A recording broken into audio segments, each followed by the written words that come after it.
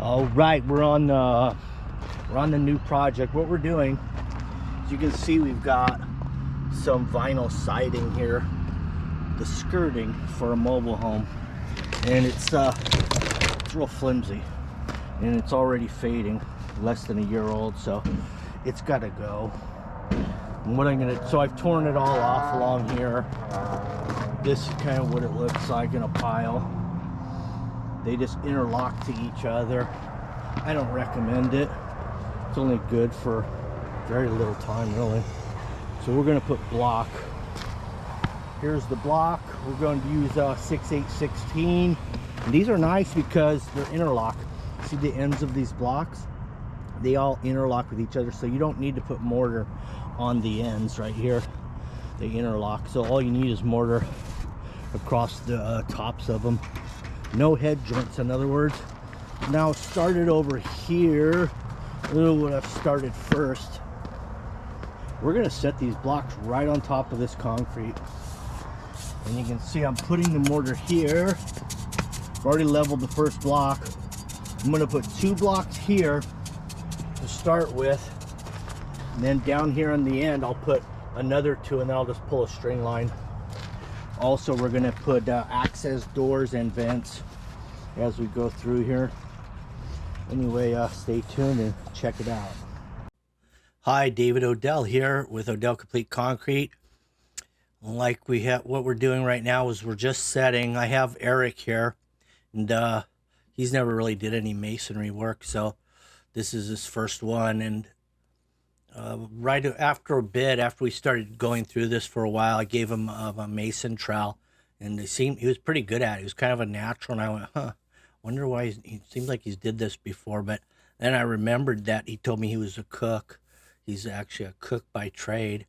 So I have a cook, Eric, and then I have a union electrician, Steve, on this particular project. No real experience in this kind of work, but they can help you if you have some guidance for them. Anybody can help do this stuff.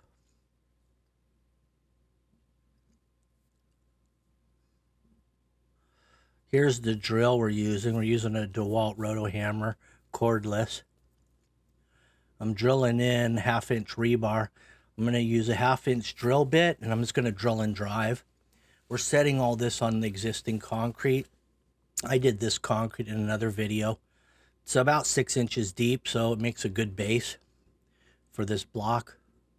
You could do it on a 4-inch thick concrete slab as well.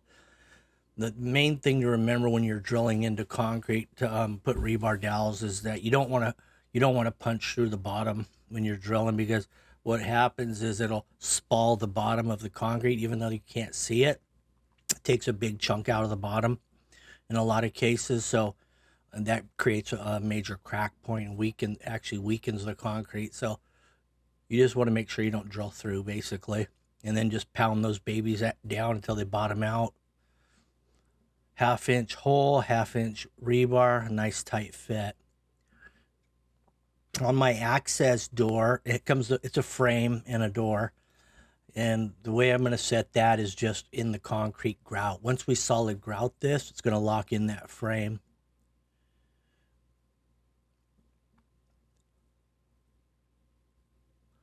Here's the mortar getting mixed up.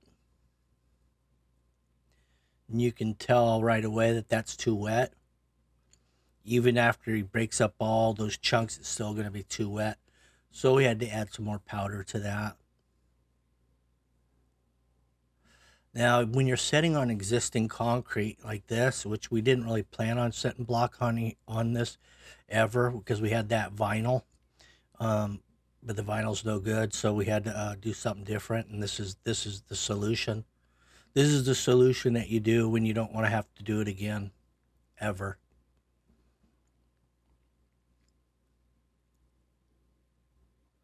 So the sidewalk's not perfectly level, in other words, with the house.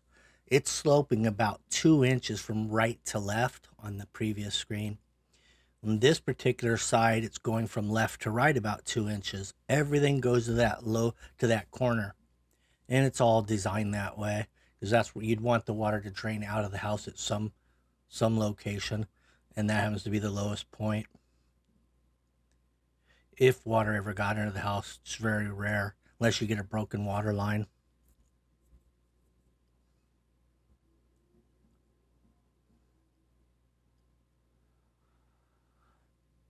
So as I set some of these block, once I knew that one side of the house was a higher distance from the sidewalk than the other side, I started with a thin joint on my left, and then I kind of went with a thicker joint on the right. And each layer that I went up, I just kept doing that same technique. Little thicker on my first block on the one end. By the time I got to the top, I was pretty close to level. I never got all the way up level, but with the cap, we will totally enclose and encapsulate the whole crawl space.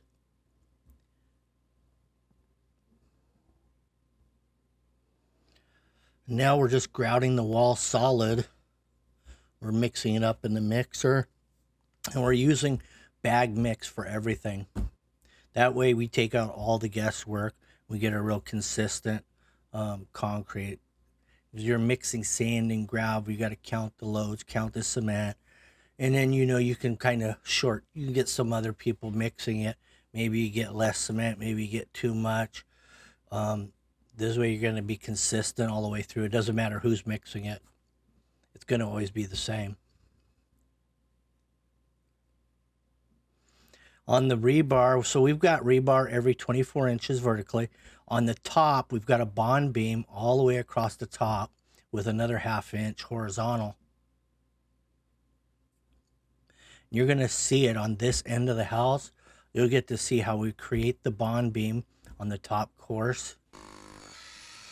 Here's a little bit of that action on the drilling. So we've got, the crawl space. We've got the vents. We're going to have vents on this end of the house as well. And these particular vents are manually operated. They open and close. Even in full closed mode, they're still venting because they don't completely close. There's still some ventilation. But depending on the wind, how strong it's blowing, will affect how the vents are working.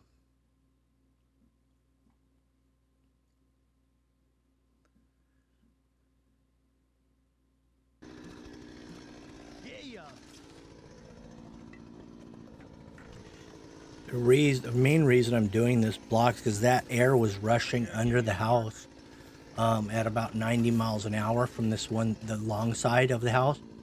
And it wasn't going out, it was just going up. It was actually, the air was trying to, because the vinyl wasn't holding any wind back at all. It was allowing everything to just rush under the house, which is not a good thing.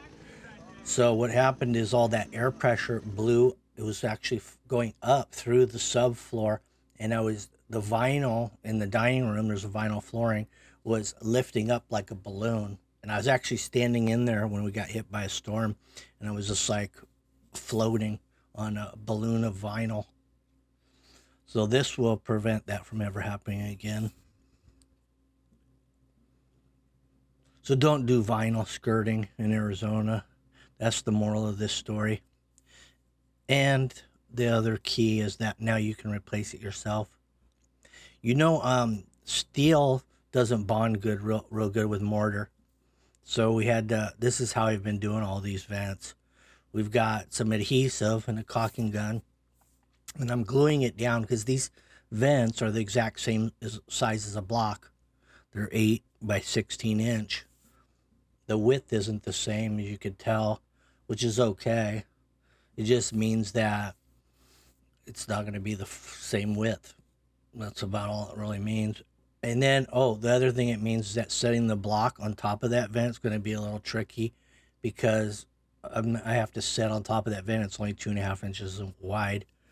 So I'm going to probably have to put a temporary bracing underneath that block to support it over the vent until the mortar dries, or until the actual grout dries, because we got a bond beam over top, and that'll bridge that vent real easily.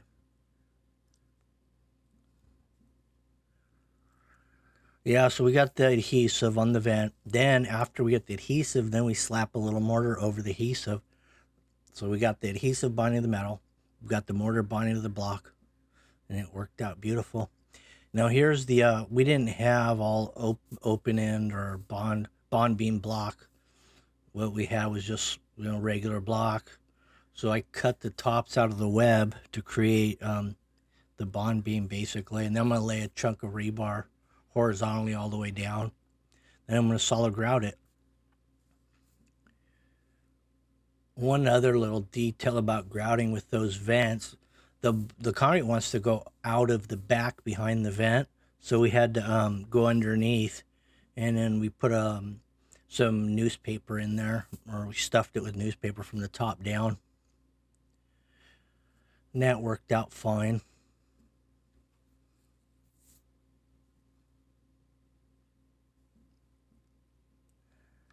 Initially was when I started this build, I was thinking I was just going to do a bullnose or cantilever red brick cap, but as I started looking at the brick cost and how many brick was involved, because the bricks are only like 3.5 inches wide, I ended up going with these pavers, so I was covering a lot more area with each set, and so it was less money in the end than using red brick. They're a little bit thicker too, so I was able to cover the rest of that gap up a lot easier. And the house isn't perfectly straight.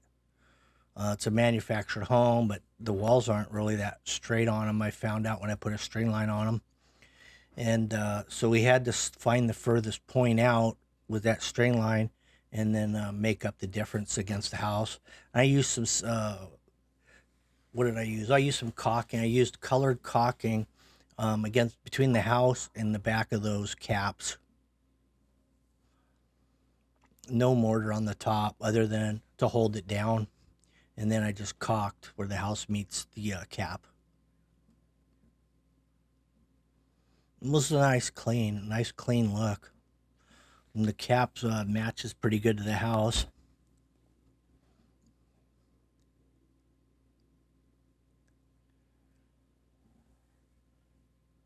So here is the mortar. We got some more mortar here, and this mortar is colored. I think this is the Adobe Brown.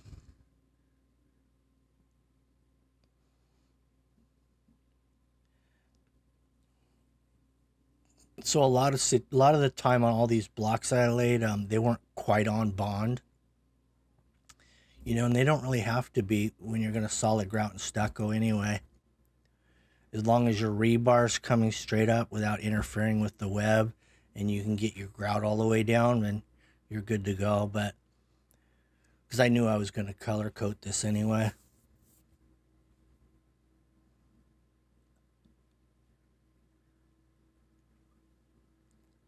So what I'm doing is I'm just troweling it on there. I have Eric loading my trowel as we go. I rub it on there. He passes me another full trowel. So we went through this pretty quickly with that technique. Now it got to a certain point where someone had to fall back and start texturing it with a sponge float.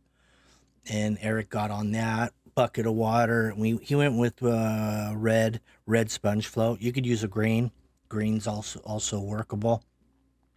The red's going to get it flatter for you and smoother. The green's going to just follow the contour and be a little more porous. That's how those sponges work. Yeah, we didn't have quite enough colored mortar to do this texture coat. We were a half a bag short. Because I went ahead and bought a whole bag, and then I just mixed up a half.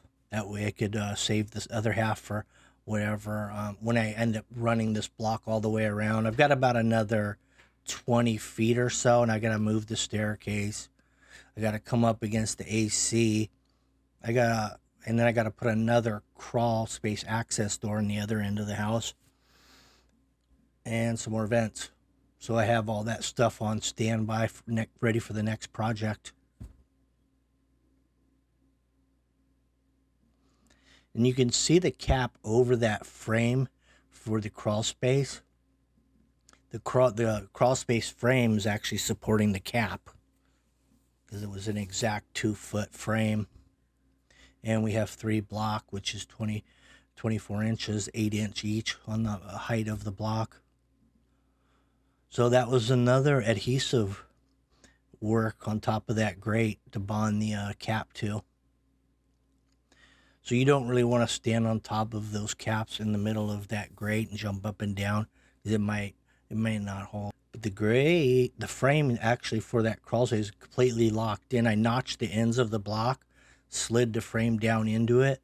Then as I grouted solid, the concrete, mushroomed around that whole frame, so it's not moving. Here's a little cordless pressure washer from DeWalt. Worked okay for this, it's lacking a little power. I mean, it's good for like on campsites or something, or if you're out on your boat and you want to pull water out of the lake to clean your boat or something, it works nice for that. But I'm going to go with the gas engine on heavy duty cleaning for sure in the future. Anyway, thanks for watching the videos. Now make sure you like, share, subscribe. Have a good day. Bye.